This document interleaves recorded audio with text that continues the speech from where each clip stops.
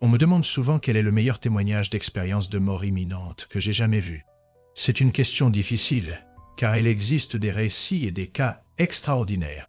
Mais celui que je vais vous lire aujourd'hui, et si ce n'est le meilleur certainement parmi les plus marquants, car il ne s'agit pas seulement d'une, mais de plusieurs choses extraordinaires qui, en plus, échappent à notre compréhension théorique de la réalité de la vie après la mort. Je vous demande donc un peu de patience. C'est un récit un peu plus long, mais chaque instant en vaut vraiment la peine. Plus le récit avance, plus des événements incroyables se produisent. De plus, son auteur est très précis, ce qui rend l'ensemble bien meilleur et plus profond. Et si vous ne savez pas de quoi je parle, ce sont des cas d'émis ou expériences de mort imminente. Dans ce cas, il s'agit de Pierre, un Écossais qui a eu un accident de moto et en se voyant hors de son corps, loin de l'accident, a vécu des expériences magnifiques, indescriptibles, qui ont révélé une réalité que nous connaissons peu. Ce cas est d'un niveau cosmique, c'est du haut niveau. Donc non seulement écoutez le récit, mais faites aussi attention à l'analyse que je ferai ensuite, car il y a plusieurs choses que vous avez peut-être trouvées incroyables, mais mon interprétation apportera un autre angle que probablement vous n'avez même pas réussi à percevoir. Alors les amis, fin des préliminaires, c'est un récit extraordinaire, magnifique. Et Pierre commence son témoignage ainsi. J'ai eu cette expérience le vendredi 2 août 1974, 5 jours avant mon 20e anniversaire. J'avais fini de travailler pour le week-end et je discutais dans la rue avec un ami. J'avais une moto qui, à l'époque, était l'une des choses qui donnaient un sens à ma vie, car elle me permettait de sortir de mon environnement et de me déplacer. Nous parlions de ce que nous pourrions faire pendant le week-end. C'était le début de soirée et le soleil brillait encore agréablement. Nous vivions à Édimbourg, en Écosse, qui n'est pas l'un des endroits les plus ensoleillés du monde, mais cela avait son avantage. On appréciait le soleil bien plus quand il se montrait. Il suggérait qu'on prenne une tente, un sac à dos avec des outils, et qu'on prenne la moto pour aller camper au nord. Mon ami était d'accord avec l'idée. Il est allé chercher ses affaires chez lui, tandis que moi, je préparais la tente, les outils et la moto. En moins d'une demi-heure, nous roulions vers le nord. Alors que nous montions sur la route, mon ami et moi avons aperçu sur notre droite une vaste étendue herbeuse qui ressemblait à un parc, avec des tentes installées, semblant préparer une sorte de foire pour le week-end. Communiquer sur une moto peut être un peu compliqué. Parfois, pour le conducteur, la difficulté est que s'il veut parler aux passagers, il doit d'abord attirer son attention. Je me suis donc tourné pour demander à mon ami s'il voulait s'arrêter pour aller voir. En inclinant la tête, j'ai remarqué qu'il était assis, regardant les tentes et les gens. J'ai de nouveau regardé la route, puis, pour capter son attention, j'ai touché son genou et tourné la tête une fois de plus. Alors, pour qu'il m'entende, j'ai commencé à crier et lui ai demandé s'il voulait faire un détour. Il m'a crié en retour et a hoché la tête positivement. J'ai remis mon regard sur la route et, à ma grande surprise, beaucoup de personnes ayant déjà eu un accident connaissent peut-être cette sensation où tout semble ralentir au moment où l'on réalise que la collision est inévitable. Ce qui me frappe toujours, c'est cette sensation d'inévitabilité qui accompagne cette prise de conscience. On voit vraiment ce qui va arriver, mais il n'y a rien à faire, car le temps est déjà trop court. Pourtant, tout semble se dérouler très lentement. Mes mains et mes pieds se sont dirigés vers les freins et les leviers de vitesse. J'ai réussi à les toucher une seule fois, en regardant la roue avant de la moto qui commençait à toucher le pare-choc arrière de la voiture. Je suis resté assis, observant la roue avant de se déformer sous l'impact. Pour vous dire, c'était vraiment au ralenti. Je voyais la roue se plier lentement, vous voyez ? J'ai senti l'arrière de la moto s'élever dans les airs. En même temps, j'ai senti mon corps être projeté en avant, au-dessus du guidon. Pour mon ami, ce mouvement soudain a transformé la partie de la moto où il était assis en une sorte de siège éjectable. Quand j'ai senti l'arrière de la moto atteindre sa hauteur maximale derrière moi, j'ai vu mon ami commencer à voler dans les airs. À ce moment-là, la violence du mouvement de la moto et des forces qui traversaient à la fois la machine et mon corps ont commencé à me pousser vers une position debout, tandis que ma tête était violemment projetée vers le bas. J'ai pensé que mon visage allait heurter l'arrière de la voiture et je me suis demandé si mon casque résisterait à l'impact. Puis, soudainement, et avec une force extrême, j'ai vu l'arrière de la voiture commencer à s'éloigner de moi. Pourtant, il semblait que certaines choses n'avaient plus d'importance pour moi, comme si je commençais à me dissocier de ma conscience normale. Les blessures que j'ai subies dans cet accident étaient des fractures au poignet droit et au fémur droit, bien que je l'ignorais à ce moment-là. Je sentais juste mon corps commencer à s'envoler en arrière, et finalement se détacher de la moto, atterrissant sur le dos, sur le bitume. J'ai réalisé que j'avais été projeté en arrière, à plusieurs mètres de la voiture. Lorsque j'ai relevé la tête, après avoir heurté le bitume, une douleur lancinante m'a soudainement traversé le corps. Cela m'a laissé extrêmement confus. Je ne comprenais pas ce qui me faisait ressentir une telle douleur. Avec cette prise de conscience, j'ai commencé à remarquer que, d'une certaine manière, je n'étais pas vraiment dans un état normal de conscience. Mes pensées et ma perception de mon corps semblaient teintées d'une émotion étrange, comme si mon esprit percevait mon corps physique comme un simple objet. C'est alors que j'ai ressenti une sensation différente, comme si, au fond de moi, je sentais le froid. J'ai remarqué que ma mâchoire avait commencé à trembler, apparemment en réponse à ce froid intense en moi. J'ai essayé de retenir ces tremblements, mais je n'ai pas réussi à les contrôler complètement. D'une certaine manière, j'ai compris que ces vagues de désorientation représentaient un grand danger pour moi. J'ai réalisé que cette sensation de froid en moi devenait de plus en plus intense, et ma mâchoire tremblait d'une manière presque incontrôlable. C'est à ce moment-là que j'ai perçu une odeur à l'intérieur de mon casque que je n'arrivais pas à identifier, puis je me suis rendu compte que ma visière était baissée. À cet instant, j'ai reconnu l'odeur que je sentais dans le casque. C'était de l'essence. D'une certaine manière, j'inhalais des vapeurs de carburant, sans comprendre pourquoi. C'est alors que, soudainement, ma main a réussi à ouvrir la visière, et une bouffée d'air frais a envahi mon casque. J'ai aspiré cet air avec force et, immédiatement, j'ai senti que je pouvais mieux résister à la sensation d'évanouissement imminent. C'est alors que, soudainement, j'ai aperçu un mouvement rapide près de ma tête. Quelqu'un s'est agenouillé à mes côtés et j'ai entendu des mots comme « Nous sommes infirmiers, écartez-vous ». À ce moment-là, j'ai vu un visage s'approcher. Puis, j'ai senti la vague d'évanouissement m'envahir. Et c'est à ce moment-là, comme je le découvrirai plus tard, que j'ai perdu connaissance. Sauf qu'à présent, j'étais dans un endroit sombre, vide et noir.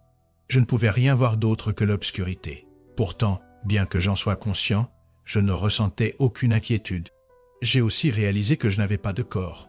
J'existais seulement en tant que conscience. Et ce qui retenait vraiment mon attention, c'était la nature de quelque chose d'autre qui se passait. Je dois faire une parenthèse pour dire qu'au fil des années, après cette expérience, j'ai lu plusieurs récits d'expériences de mort imminente ou de situations décrites comme une sorte de vide. J'ai relevé de nombreux parallèles entre ce que j'écris ici et les descriptions de ce vide. Cependant, je n'emploie pas ce terme parce que je n'ai pas perçu cet endroit comme étant uniquement du néant. Au contraire. Maintenant, pour poursuivre mon récit, c'est là qu'il m'a semblé que d'une certaine manière, je posais mentalement une question. Quand, comment et pourquoi, en posant cette question, je ne le savais pas.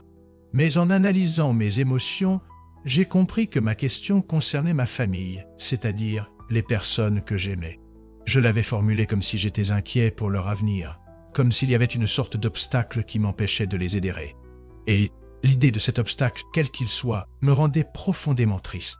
Le sentiment était que je ne serais pas là pour elles, et je ne savais pas pourquoi ces pensées et ces émotions surgissaient, juste qu'à ce moment-là, elles étaient bien réelles. D'une certaine façon, il semblait que mes émotions comprenaient quelque chose que mon esprit conscient ne parvenait pas à formuler clairement. Au moment où j'ai pris conscience de cela, quelque chose s'est produit qui m'a surpris, mais ne m'a pas effrayé. Et ce qui est arrivé, c'est que, soudainement, une voix est apparue. Je ne savais pas d'où menait cette voix, mais je reconnaissais qu'elle provenait de l'extérieur de moi. Cependant, malgré son apparence extérieure, elle dégageait une autorité, une compréhension et une bienveillance si puissante qu'elle semblait pénétrer en moi d'une façon que je n'avais jamais ressentie auparavant. La présence de cette voix autour de moi et, d'une certaine manière aussi en moi, a commencé à dissiper ma tristesse. C'est alors, tout à coup, que la voix a dit « Tout ira bien, ils vont s'en sortir, rien ne peut leur faire de mal, ils ne peuvent même pas être touchés. » En même temps, je ressentais la présence d'un être très proche de moi, bien que je ne puisse pas le voir à cause de l'obscurité totale de cet endroit. Bien qu'il réponde clairement à ma question, Sa réponse ne se manifestait pas en moi comme une simple compréhension, loin de là. Au contraire, c'était comme si je recevais l'essence d'une compréhension, quelque chose bien au-delà des mots ordinaires. Le plus étrange, c'est que la voix communiquait directement avec une partie de moi qui savait déjà que c'était vrai. C'était comme si la voix réveillait une connaissance intérieure que je possédais déjà, mais dont je n'avais pas conscience jusqu'à cet instant. Il était évident que l'être qui parlait ne faisait pas que supposer ou essayer de me convaincre de quoi que ce soit. Il savait, tout simplement. Il n'y avait pas de place pour le doute, l'incertitude ou d'autres possibilités. Je le répète, il savait, tout simplement. Il y eut alors une très brève pause. Dans la vie de tous les jours, on pourrait dire que c'était un moment de réflexion. Et j'avais l'impression d'être là, comparant mes sensations de tristesse à la compréhension que la voix venait de me donner.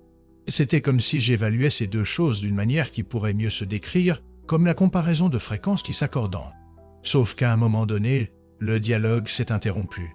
Bien qu'il restât encore une légère trace de tristesse, il semblait que j'avais complètement accepté la compréhension qui m'avait été transmise et reconnu sa pleine validité comme réponse. Cette acceptation ressemblait presque à un acte physique, comme si elle déterminait ce qui allait se passer ensuite. Dès que j'ai ressenti la vérité de cette réponse et que je l'ai acceptée, j'ai éprouvé une sensation soudaine de mouvement. J'avais l'impression d'être tourné sur le côté et de commencer simplement à monter. Ce mouvement soudain entraîna d'autres changements. Je ne ressentais plus la présence de l'être qui avait communiqué avec moi, mais cela ne m'inquiéta pas davantage. L'obscurité se transforma peu à peu en lumière blanche. Il faisait encore noir, mais à mesure que cette, entre guillemets, absence pouvait être décrite comme quelque chose sans forme, il semblait que cette acceptation du mouvement avait commencé de manière intense et, d'une certaine manière, pouvait causer ou créer quelque chose que nous comprendrions comme une structure autour de moi, dans ce, entre guillemets, vide. Autrement dit, le fait de me tourner, bien que cela ne me préoccupât pas de savoir si j'avais encore un corps ou non, semblait avoir acquis une certaine forme physique dont je n'étais pas conscient tout en recevant cette réponse télépathique. En même temps que je commençais à monter, la perception d'un son et la génération de ce son, l'émergence de quelque chose autour de moi, avaient également commencé. Tout cela était intensément lié pour moi et au début ce son, mais à mesure que mon mouvement vers le haut avançait, le son devenait de plus en plus fort. Et ce son avait un rythme, c'est-à-dire qu'il avait une périodicité, comme un battement. Au début, il me rappelait le bruit des pales d'un hélicoptère qui commence à tourner, ce qui, par analogie, est la manière la plus proche dont je peux décrire ce son. Ainsi, il y avait une partie à basse énergie et une partie à haute énergie dans tout cela. Et à mesure que je montais, le son devenait de plus en plus fort et la durée du, entre guillemets, silence entre chaque pulsation d'énergie devenait plus courte. À un moment donné, j'ai remarqué que quelque chose était apparu autour de moi. Et cet espace, en fait, était composé d'anneaux, entre guillemets, métalliques, disposés individuellement, non en spirale. Ces anneaux étaient simplement espacés de manière équidistante et étaient également translucides. Et la raison pour laquelle je dis qu'ils étaient translucides, c'est qu'ils irradiaient de la lumière. Et, bien que cela ressemblât à un tunnel de lumière, ce n'est pas exactement comme les autres personnes le décrivent. J'avais l'impression qu'ils n'étaient pas eux-mêmes des anneaux de lumière, mais des conteneurs lumineux traversant une sorte de membrane énergétique. Bien que je n'ai pas vu de membrane, j'étais là, au centre de cette région formée par ces anneaux lumineux, me déplaçant constamment vers le haut. Et j'étais en effet dans un état d'accélération rapide. À mesure que ma vitesse augmentait, cela faisait paraître les anneaux de lumière plus rapprochés et plus brillants.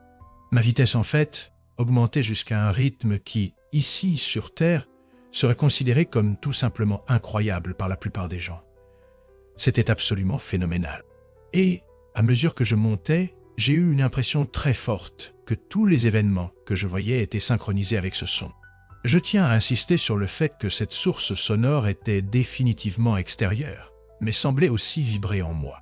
Et à mesure que ma vitesse augmentait, cet effet de vibration interne devenait beaucoup plus intense, au point que parfois, je pensais que tout allait s'effondrer d'une manière ou d'une autre. Si le son continuait à monter et le rythme à s'intensifier toujours davantage, jusque-là, ma réaction face à tous ces événements était une observation très détendue, presque abstraite de ce qui se passait. Je ne me sentais en aucun cas perturbé par tout cela. J'étais simplement là, à observer ces phénomènes incroyables.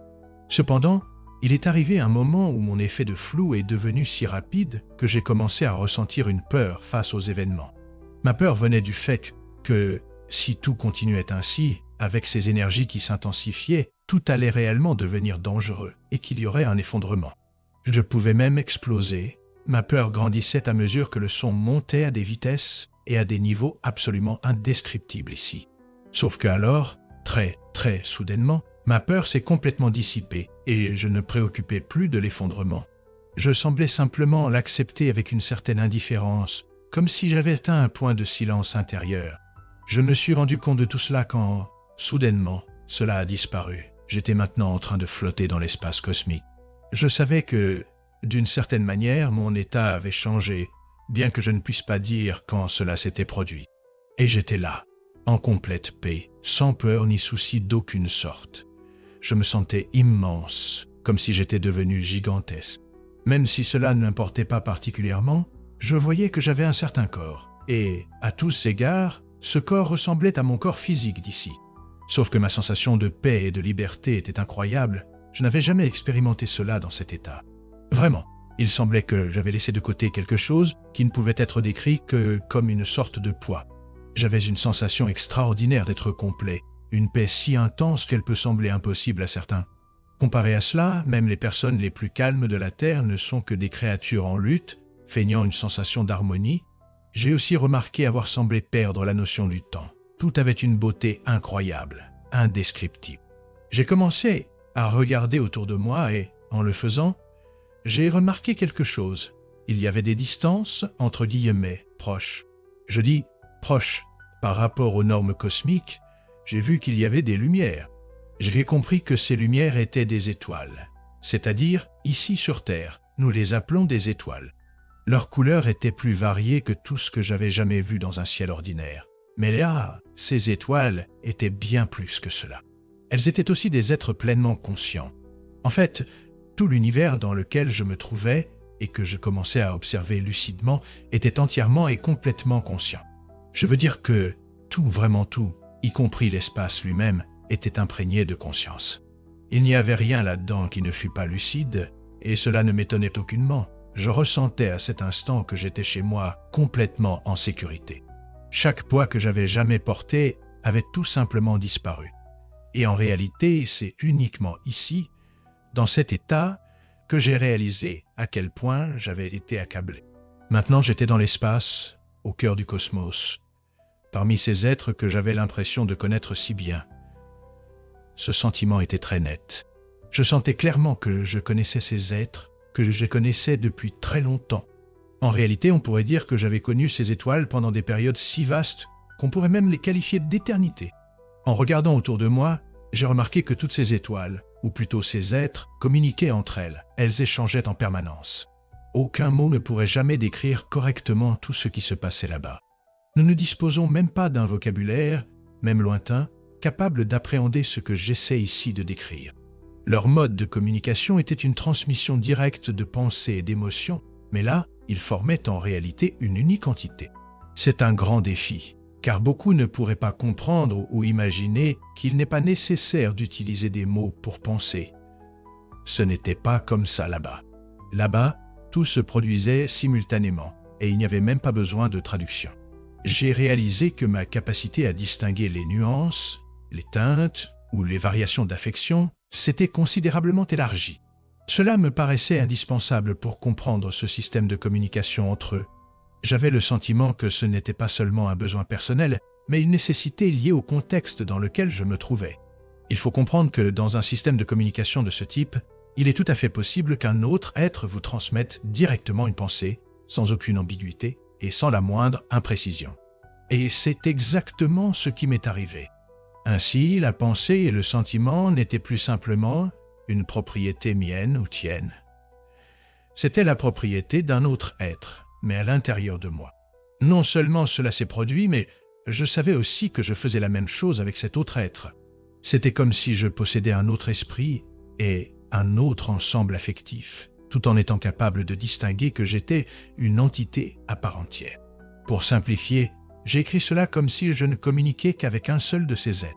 Mais il faut que je précise qu'en réalité, il y avait une communication intense entre toutes les étoiles proches que je pouvais voir. Chacune d'elles se trouvait aussi dans cet état de communication entre elles, ce qui est vraiment difficile à décrire en détail. Cependant, je savais, et pouvais ressentir profondément tout ce qui se passait dans cet espace. Il y avait littéralement des centaines d'étoiles se communiquant les unes avec les autres, sans aucun conflit. Et j'étais là, conscient de tout cela, dans mon état intime.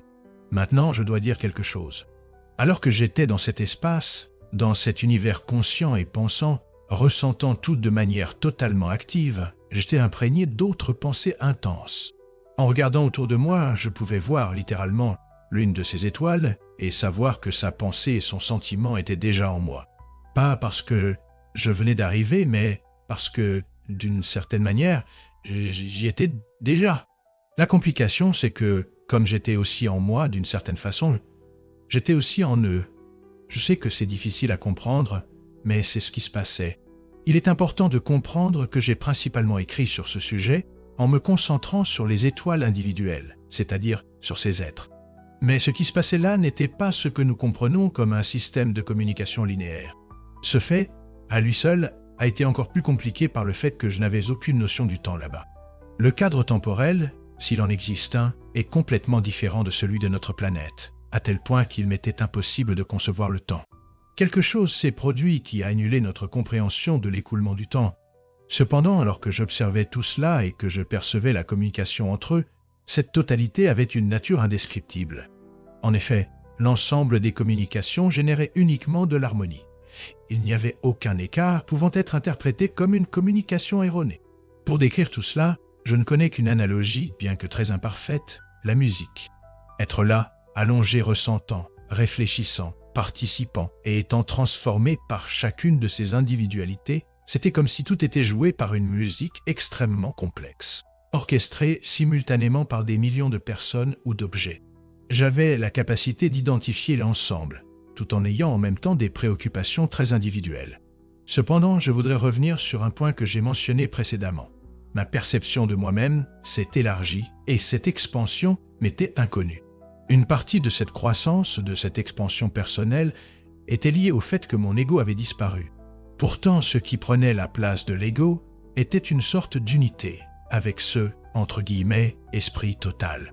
En fait, je faisais désormais partie de ces êtres et je dirais qu'en décrivant cela, je me sentais vraiment comme un novice dans ce système de communication. En réalité, il semblait que j'étais réintroduit par eux à ce nouveau type ou à ce retour vers cette communication plus avancée. Il semblait y avoir quelque chose de plus que je redécouvrais dans ce processus, et ce, de manière très directe. J'ai ressenti quelque chose que je ne comprenais pas, et cela avait à voir avec certaines étoiles lointaines. Au début, il semblait que je ne pouvais que sentir, participer, savoir, et communiquer avec des étoiles proches. C'était comme si ces étoiles lointaines étaient d'une certaine manière bloquées à mon accès et ma compréhension, ou comme s'il y avait une sorte de barrière qui m'empêchait de découvrir ce que ces étoiles lointaines communiquaient. Cependant, lorsque j'en pris conscience, cela ne suscita pas mon intérêt pendant longtemps, car à cet endroit, il y avait une sensation de perfection, que tout était juste, qu'il y avait un but, et que les choses étaient comme il fallait. Mais maintenant, je dois décrire plus précisément ce que les étoiles communiquaient avec moi. C'était, en essence, quelque chose, même entre guillemets, simple.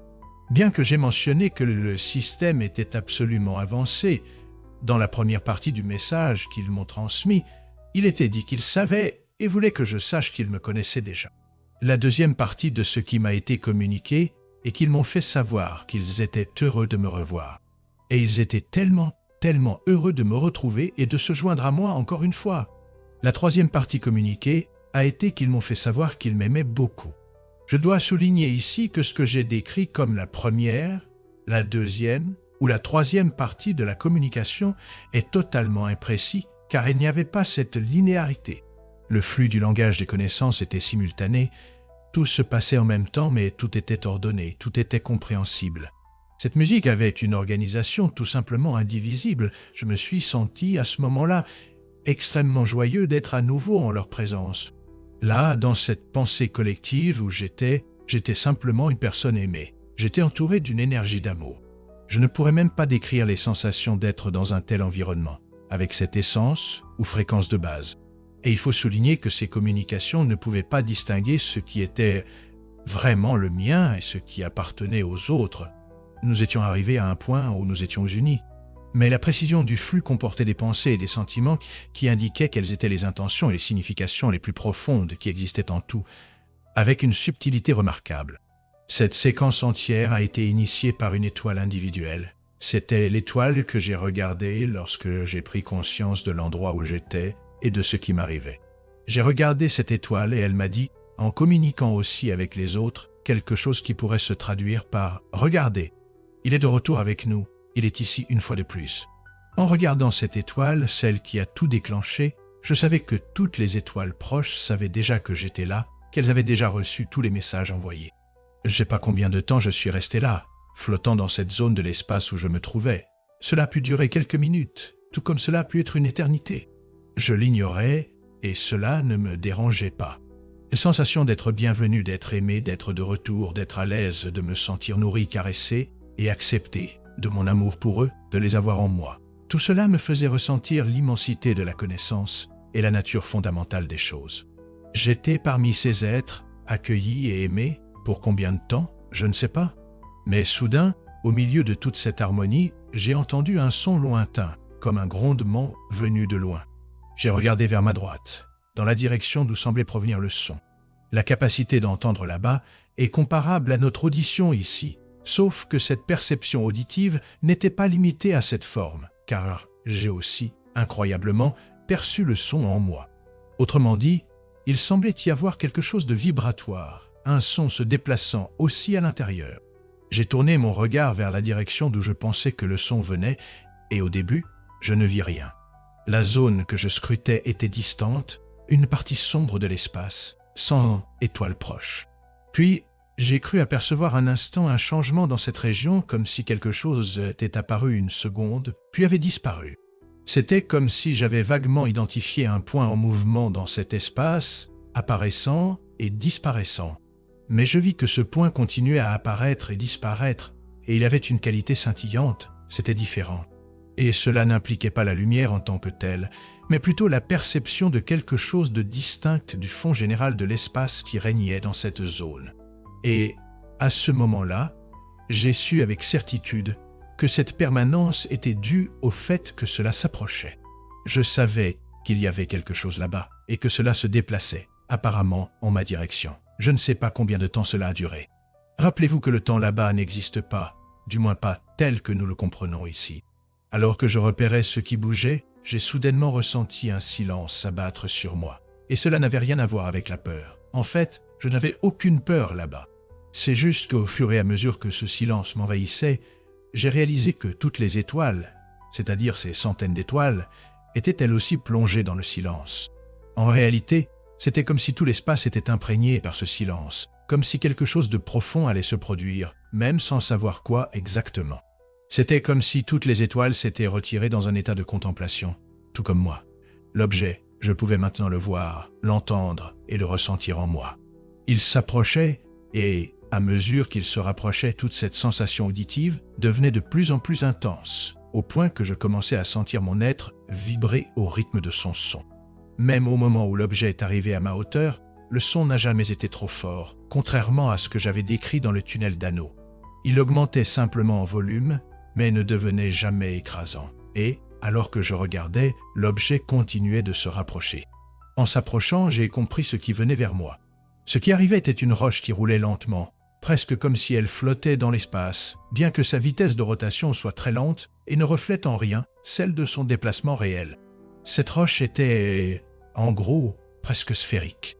Et, à mesure qu'elle s'approchait, je voyais que sa surface était assez rugueuse et irrégulière, comme une grande roche que l'on pourrait trouver ici sur Terre. La trajectoire qu'elle suivait pour venir vers moi semblait dessiner un grand arc. Lorsque cette roche était à mi-chemin, j'ai commencé à percevoir certaines de ses caractéristiques. Certaines d'entre elles m'ont laissé perplexe. L'une des choses que j'ai remarquées est qu'elle n'était pas fixée à un point précis dans l'espace.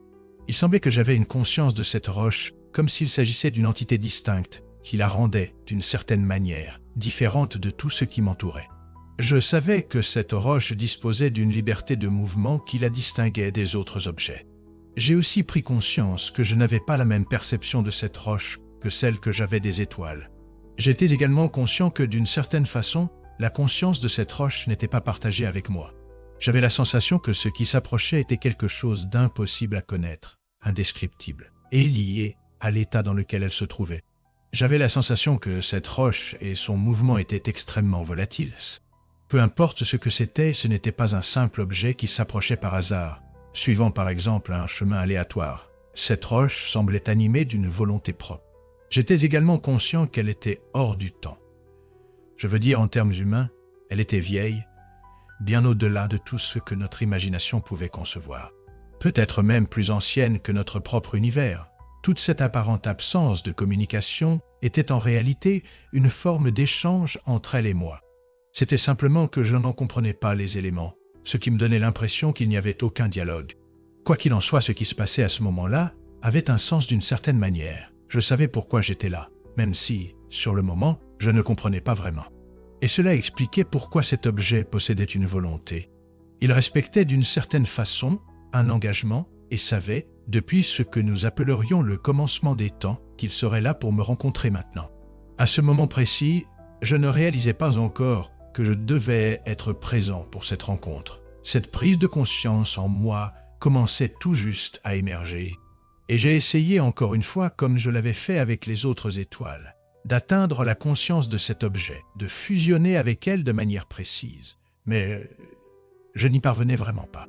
Tout ce que j'ai réussi, c'est ce que j'ai déjà décrit, et j'ai vu l'objet s'approcher de plus en plus. Là, on est arrivé au point où j'ai compris qu'il ne servait à rien d'anticiper son arrivée. Maintenant, elle était si proche que toute ma vision était remplie par la surface rugueuse de cette immense roche qui roulait. Elle était si près que je pensais pouvoir la toucher si je voulais. Elle était si proche qu'elle allait rouler dans ma direction. Pourtant, cela ne me faisait pas peur du tout. Et juste à ce moment-là, j'ai levé les yeux, ne voyant rien d'autre que cette énorme roche au-dessus et en dessous de moi, alors qu'elle roulait directement vers moi, suspendue, flottant dans rien d'autre que de la lumière. Autour de moi, il n'y avait que de la lumière. Il n'y avait pas un seul endroit où elle n'était pas. Il y avait cette lumière, je le savais, même au-delà de ce que je pouvais voir. Et cette énergie était très intense, mais, d'une certaine manière, elle ne blessait pas mon champ visuel. Cette lumière possédait une qualité singulière, indescriptible dans son étendue et son intensité. Et cette qualité particulière était celle d'un amour absolu.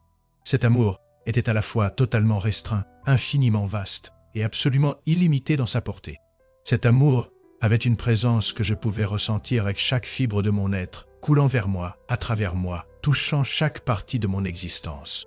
Il n'y avait aucune partie de moi qui ne soit touchée par cet amour. Tout, jusqu'à mon noyau le plus profond, a été envahi par ce sentiment.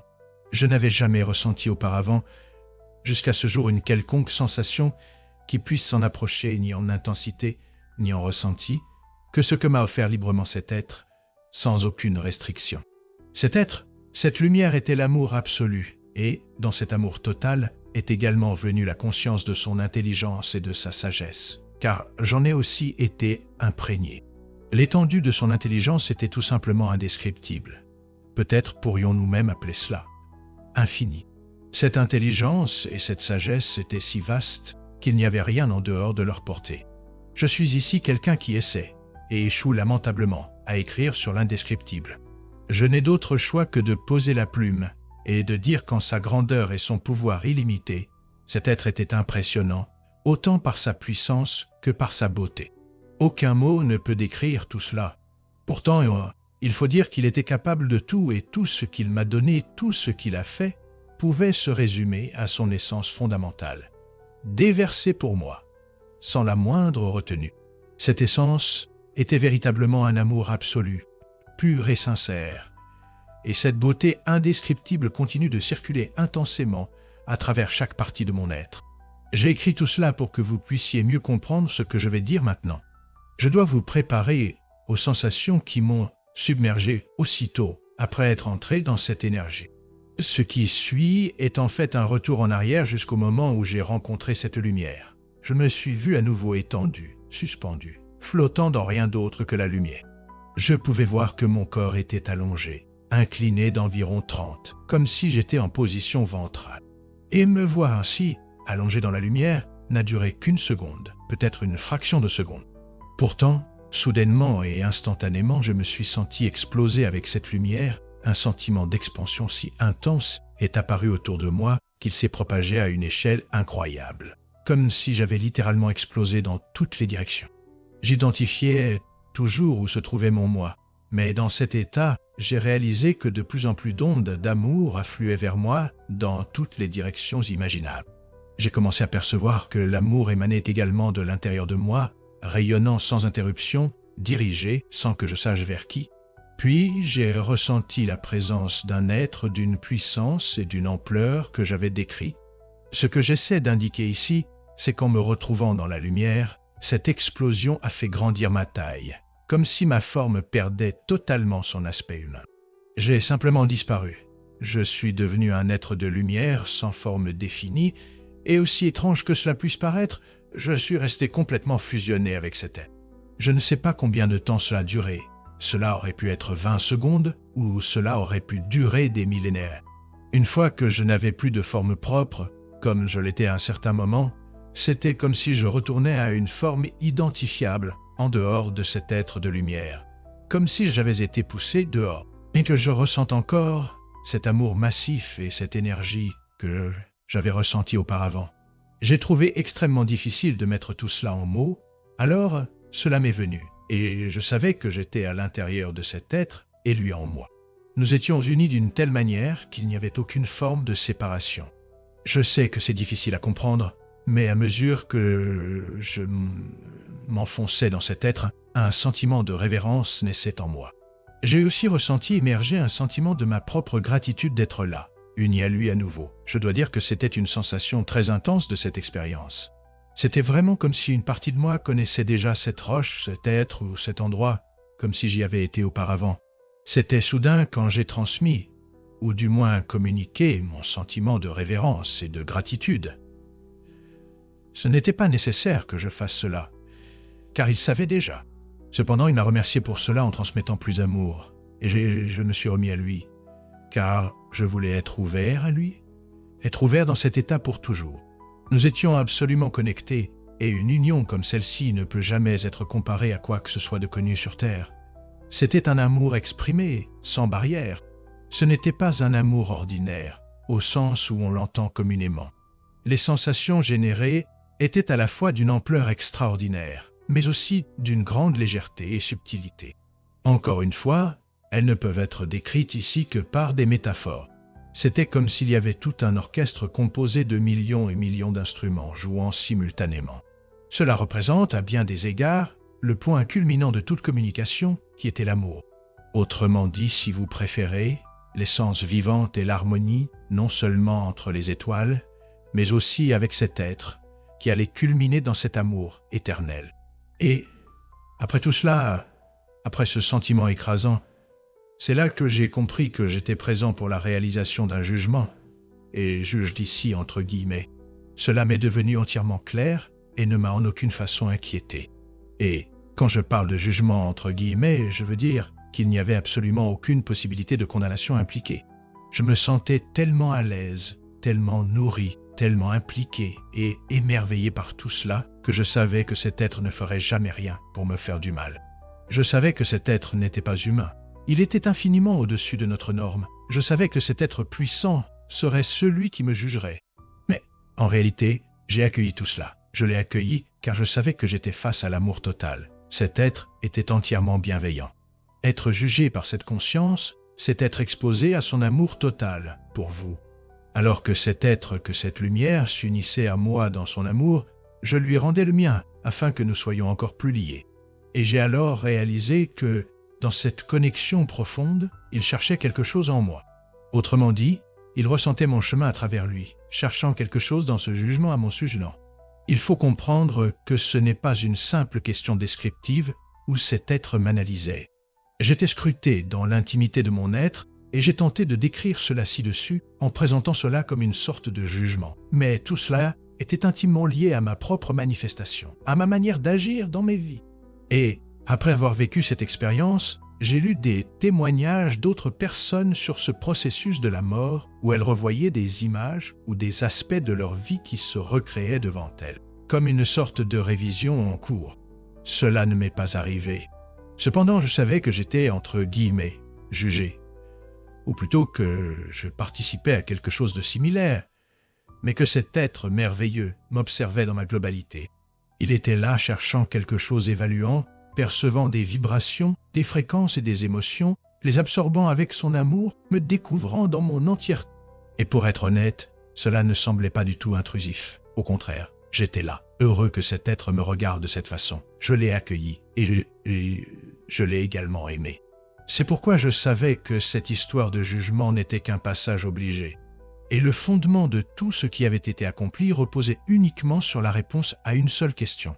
Regarde, comprends que tout a été fondé, tout jugement, toute exploration, toute analyse à mon sujet était basée sur une seule question. Sois attentif.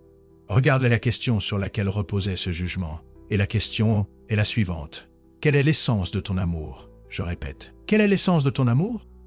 Évidemment, l'amour ici signifie l'amour fraternel. Si tu préfères, en résumé de l'ensemble, quelle est la vibration ou la fréquence que ton amour a fait résonner?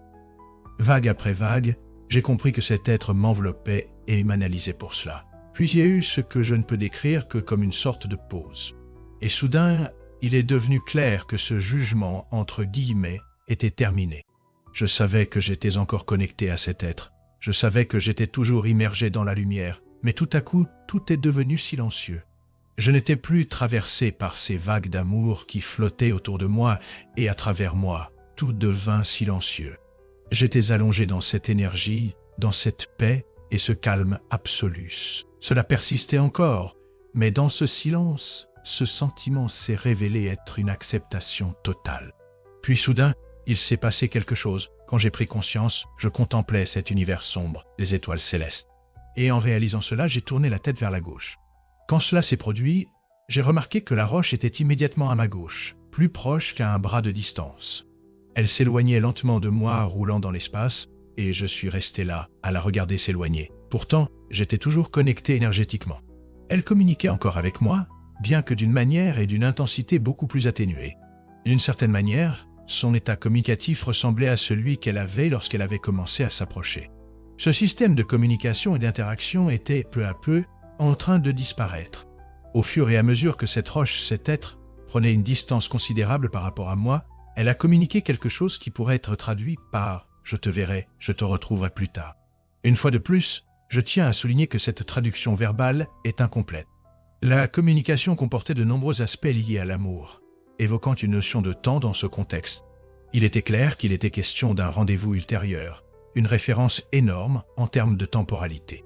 Nous, les êtres humains, ne pensons pas du tout en ces termes temporels. Nous ne fonctionnons pas comme ça, mais cet être affirmait que nous nous reverrions dans une durée immense.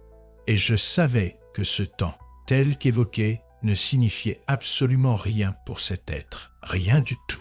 Pour lui, un instant aussi court était insignifiant, alors que pour nous, cela pourrait représenter des milliers, voire des millions d'années. C'est une référence au temps avec un sens complètement différent pour cette conscience. Je l'observais, elle communiquait cela. Pourtant, j'ai senti le désir de la suivre, et en fait, j'ai fait un léger mouvement dans ce sens, avec la sensation que cet être m'abandonnait. Puis, j'ai compris qu'il savait exactement ce qu'il faisait et savait qu'il ne m'abandonnait pas.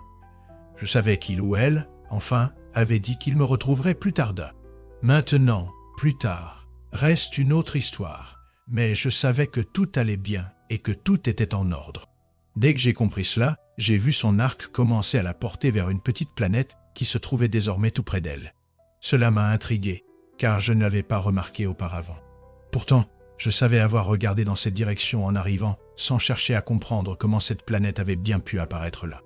Mais j'ai décidé de me concentrer sur la roche et j'ai réalisé qu'elle s'était maintenant beaucoup éloignée de moi. C'est alors que j'ai choisi de détourner le regard.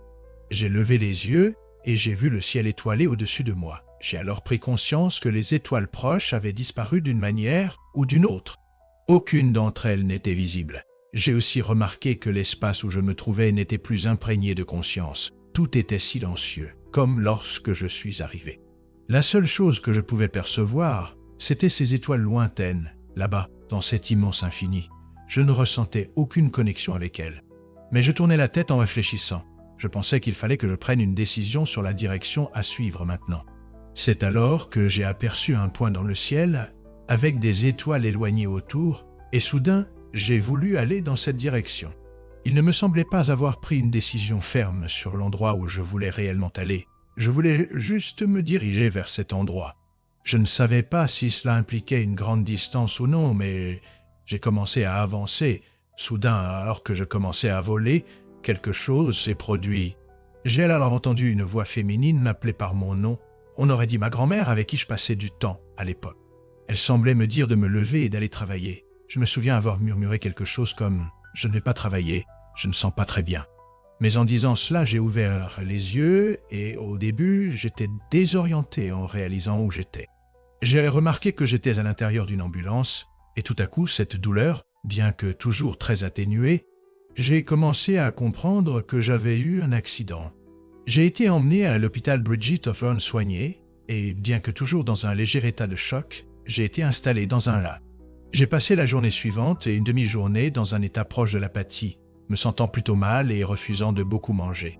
Au milieu du deuxième jour, une des infirmières m'a demandé pourquoi je ne mangeais pas, et j'ai répondu que je n'en avais pas envie, car je ressentais une nausée constante et des maux de tête persistants. En fait, je lui ai parlé d'une odeur étrange qui semblait m'entourer, sans savoir comment la définir. L'infirmière a alors ouvert mon armoire de lit, et en la faisant, l'odeur d'essence s'est répandue. Mes vêtements avaient été mis dans un sac plastique, mais celui-ci n'était pas bien fermé. J'avais passé du temps allongé à côté d'une fuite constante de vapeur d'essence. Elle a pris mes vêtements pour les faire incinérer. Plus tard dans la journée, j'ai commencé à me remettre, même si, pendant cette période, j'avais décidé de ne parler de mon expérience de mort imminente à personne, de peur qu'on me prenne pour un fou, car je n'avais aucun cadre formel pour tout cela. Pourtant, je savais parfaitement que ce qui m'était arrivé était tout à fait réel. Quel récit incroyable! Et écoute, je vais te parler de quelques éléments auxquels tu n'avais pas pensé, que tu n'avais pas remarqué dans ce récit. Il y a aussi une analyse, ici, qui est très intéressante. La première question concerne justement ce point des étoiles. Les étoiles étaient conscientes, c'est-à-dire qu'il y avait des êtres conscients en elles. Et cela dépasse notre compréhension actuelle. Pourquoi ? Parce que nous ignorons ce qui existe lorsque les gens cessent de renaître. Pourtant, j'ai lu plusieurs témoignages sur cette chaîne ici, de personnes qui, à ce niveau cosmique, parviennent à percevoir qu'il y a des êtres conscients dans les étoiles. Et ce qui a vraiment attiré mon attention dans ce récit est le suivant. Dans le traité qui parle d'expérience hors du corps, l'auteur Valdo Vieira mentionne 3 choses que je n'ai jamais oubliées, qui m'ont profondément marqué et qui se retrouvent dans ce récit. La première, il dit simplement une phrase: « Il existe des êtres conscients à très haute température dans les soleils. » Et c'est justement ce que j'ai entendu dans plusieurs témoignages au fil des ans, ici sur la chaîne, et dans ce cas, c'est aussi valable. Donc tu vois, il y a des êtres profondément évolués. Cet astre, ce soleil, est un nouveau type de corps que tu vas habiter pour une durée déterminée ou indéterminée. Comment cela fonctionne-t-il, n'est-ce pas? Une autre chose. La roche était une roche évidemment grande, géante, comme il l'a dit, mais ce n'était pas juste une pierre. C'était un être qui se trouvait à l'intérieur. Se pourrait-il que lorsque nous cessons de renaître en plus d'autres actes, nous puissions choisir un type d'objet, peut-être inanimé, matériel, à travers lequel nous pouvons nous manifester, errant ou flottant dans l'univers dans son ensemble? Donc cet être qui habitait, entre guillemets, à l'intérieur de cette roche, était une conscience profondément évoluée. Ce n'était pas Dieu. Si tu pensais que c'était le cas, même dire que Dieu est une pierre serait un peu ironique, n'est-ce pas, pour certaines croyances religieuses. Mais, en fait, ce n'était pas Dieu. C'était un être très évolué, qui le connaissait déjà et qui avait déjà été avec lui. C'est un autre point aussi, parce que quelle est la deuxième chose que Valdo Vieira mentionne dans son livre? Qu'il existe dans l'univers des objets semi-matériels. Qu'est-ce que cela signifie, semi-matériel? Ces objets sont à la fois physiques et extra-physiques. Autrement dit, ils évoluent entre les dimensions. Des objets semi-matériels. Cette roche, ou cet être qui habitait cette roche, n'était pas totalement physique. Regardez ce qu'il a dit. Il se déplaçait volontairement, avec intention. Ce n'est pas que cette roche volait au hasard à travers le cosmos. Non, ce n'est pas ça. Peu importe où dans l'univers, elle voulait apparaître. Elle apparaissait. Et le fait qu'elle continue d'apparaître et de disparaître prouve qu'elle pouvait transiter entre les dimensions. Donc, voyez, elle se matérialisait et se dématérialisait à volonté. Apparemment, cette roche pouvait apparaître dans une galaxie proche ou dans une galaxie à l'autre bout de l'univers. N'importe où, n'importe quel environnement. Par sa volonté, elle apparaissait d'autant plus que le temps s'écoulait différemment pour elle. Alors, quel âge avait-elle, n'est-ce pas? Puisqu'il a dit que même notre imagination la plus folle ne pourrait la concevoir, il avait cette idée. Alors, comment cela fonctionne-t-il? Nous n'avons aucune théorie, même pas une hypothèse pour expliquer un être dans une roche jouant ce rôle d'accueil des personnes, évaluant et, vous savez, dirigeant. Juste pour que vous vous rendiez compte de la complexité de cette question du matériel, lorsqu'il sort de la roche, attention, il dit que la roche arrive sur une planète. Il dit « Attendez, cette planète n'était pas là, comment est-elle apparue ?» Puis, soudain, il dit « Où sont les étoiles qui discutaient? Elles n'étaient plus là. » Regardez ce qui s'est passé à cet instant précis où il était à l'intérieur, n'est-ce pas? Il a dit que cela pouvait durer des minutes, ou cela pouvait durer des millénaires. Il ne sait pas. Le temps ne s'écoule pas comme le nôtre, mais quand il sort de la roche, il se retrouve ailleurs dans l'espace. C'est ce qu'il a compris. Il était dans une autre partie de l'univers, près d'une planète, et ces étoiles n'étaient même plus là. Il était loin de tout. Donc, pendant tout ce temps, cette roche continuait à voyager à travers l'univers, continuait à sauter, vous savez, d'un endroit à un autre. Il est sorti d'un lieu quelconque et ça, il ne l'a pas saisi, compris? C'est ça qui est très intéressant. Donc, voyez, il existe des êtres semi-matériels.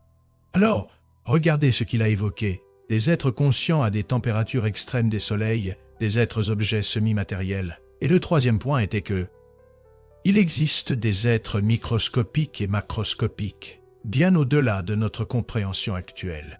Ainsi, dans l'univers, il y a des êtres très petits et très grands que notre entendement ne peut saisir. Ce que vous n'avez peut-être pas remarqué, mais qui m'est devenu très clair, c'est que ce tunnel de lumière qu'il a traversé n'était pas un tunnel. Ces anneaux d'énergie dont il a dit qu'ils produisaient un son et vibraient en lui l'ont littéralement effrayé, car il ressentait une telle quantité d'énergie, une telle puissance, qu'il avait l'impression à un moment donné d'exploser, de se désintégrer en morceaux, de mourir littéralement, tant cette énergie était intense. Voici ma théorie, mon hypothèse à ce sujet. Voyez si cela vous semble cohérent. Le tunnel de lumière n'est qu'un passage dimensionnel, d'accord? Dans l'IKM, lors de l'expérience de sortie de corps, quand vous traversez ce tunnel, vous passez d'une dimension à une autre.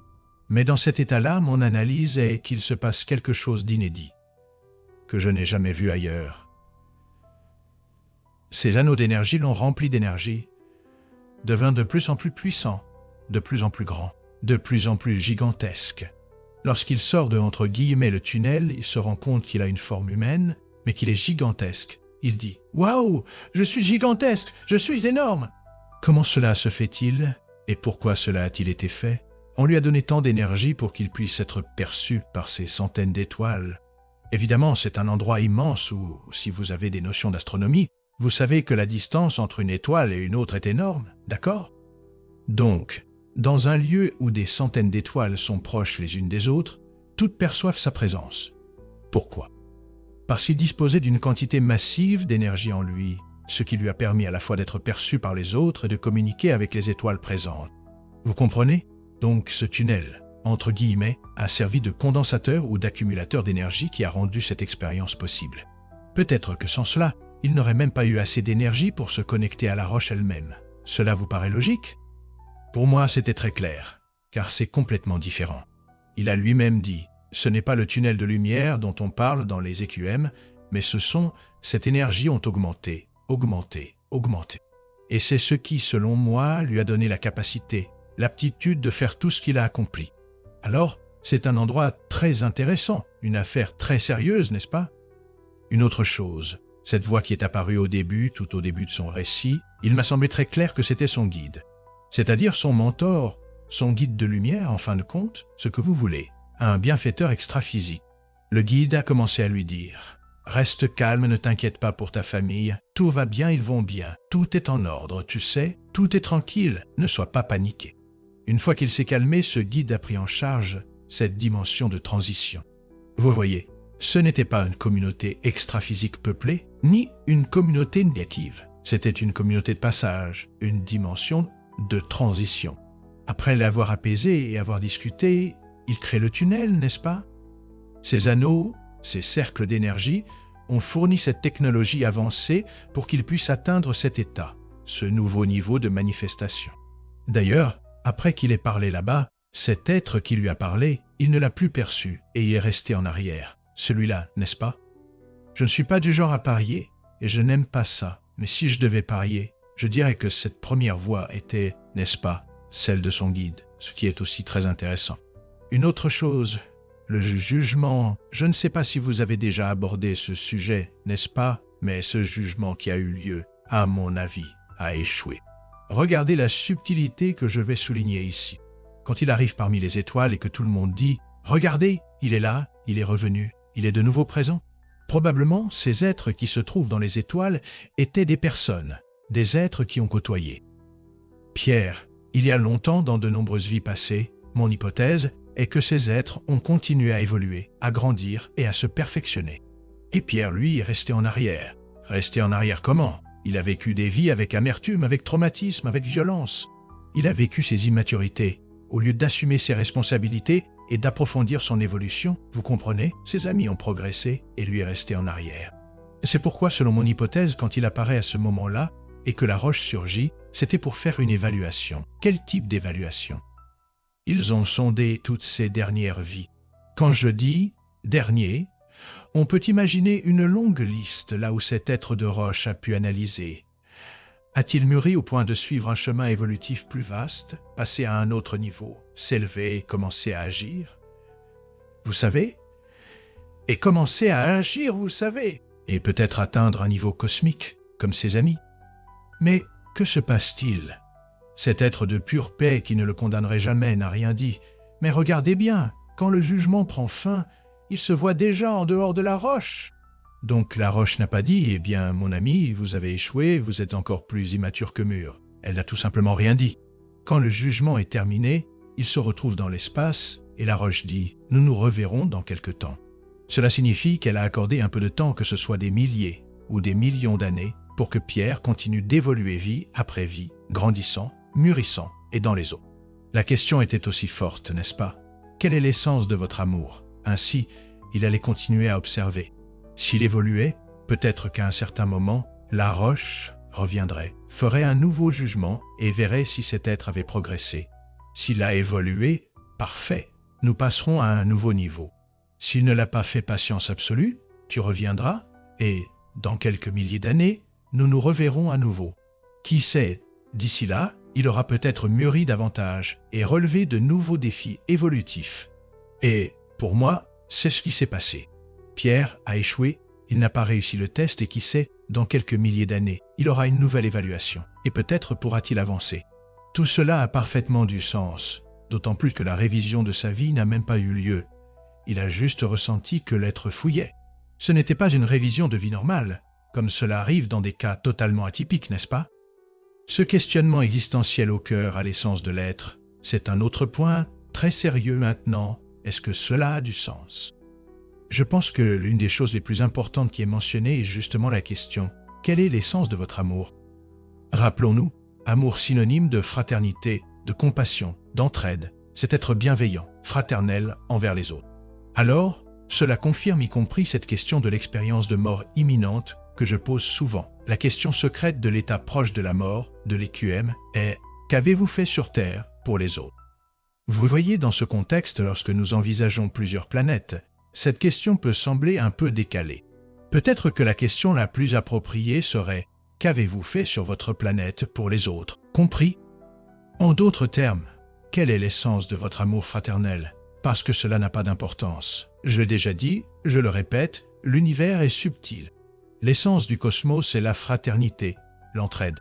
Donc, si vous parvenez à donner votre temps, votre énergie, vos efforts pour le bien des autres, pour éclairer, pour aider, pour faire le bien autour de vous, c'est cela qui compte. Les êtres les plus évolués qui renaissent, c'est ce qu'ils font en permanence. Aider, réparer, vous savez. C'est donner des idées, inspirer, transmettre de l'énergie. Tout est don total. Ils atteignent le sommet de l'évolution de la maturité de l'équilibre personnel. Et à partir de là, ce n'est que don, don, don. Jusqu'au moment où ils sentent qu'ils ont donné ce qu'il fallait et ils cessent de renaître. Vous comprenez? C'est pourquoi ces étoiles-là étaient peuplées d'êtres qui, à ce stade, n'avaient plus la moindre trace de pensée négative. Tout était avancé, merveilleux, incroyable. Pourquoi? Parce que ce sont des êtres hautement évolués qui se manifestaient là, dans ces astres, vous comprenez? Donc, c'est une expérience extraordinaire. Il y a plusieurs choses que nous ne pouvons pas révéler. En effet, ce sont les êtres évolués qui se connectent aux étoiles quand ils arrêtent de renaître. Quelle est cette roche? Quel est ce tunnel? Quel message ceci représentait-il? Quel genre de jugement cela impliquait-il? Comment se rencontrer après plusieurs milliers d'années? Pierre, en effet, a échoué, n'est-ce pas? Dans des milliers d'années, il retournera vers les étoiles. Oh, il devra de nouveau passer un jugement. Comment cela fonctionne-t-il? Cela signifie-t-il qu'il ne s'est pas connecté à ces autres étoiles parce qu'elles n'appartenaient pas à son groupe évolutif? Bref, il y a plusieurs questions en suspens. Une expérience extraordinaire, avec ses détails.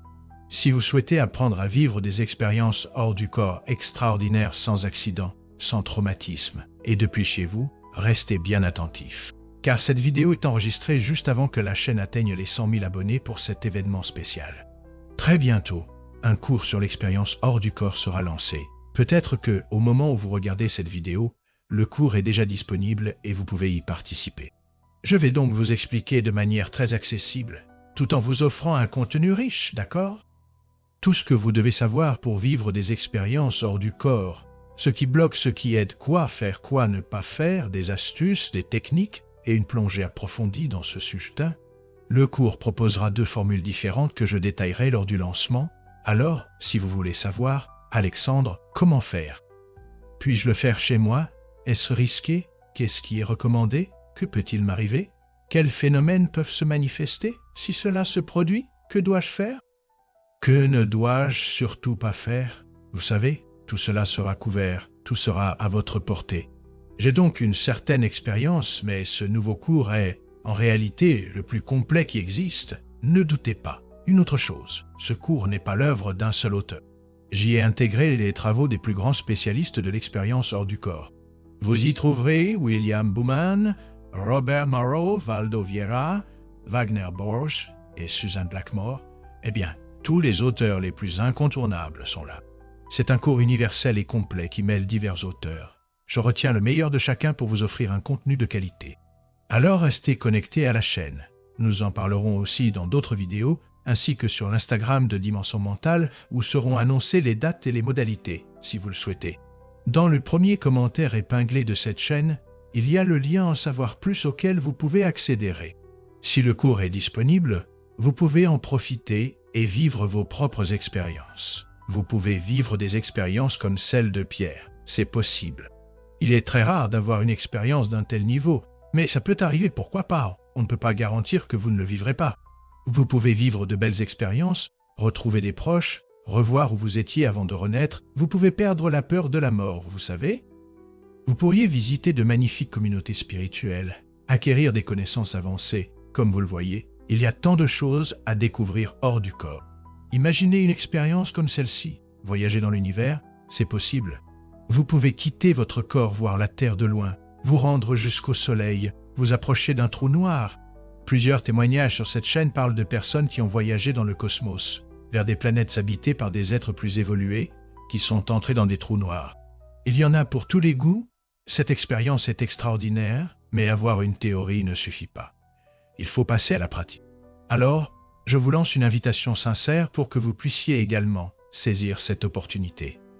Si vous avez aimé ce contenu, n'hésitez pas à liker la vidéo, à vous abonner. Un grand merci à tous, n'est-ce pas? Au moment où j'enregistre et publie cette vidéo, nous avons dépassé les 100 000 abonnés.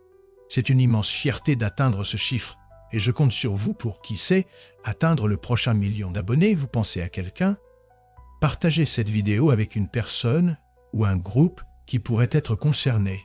Et encore une fois, un grand merci, toute ma gratitude pour cette première étape des 100 000 abonnés sur la chaîne. Je suis Alexandre Dupuis et je vous envoie une chaleureuse accolade et toutes les meilleures énergies cosmiques. À la prochaine. Merci.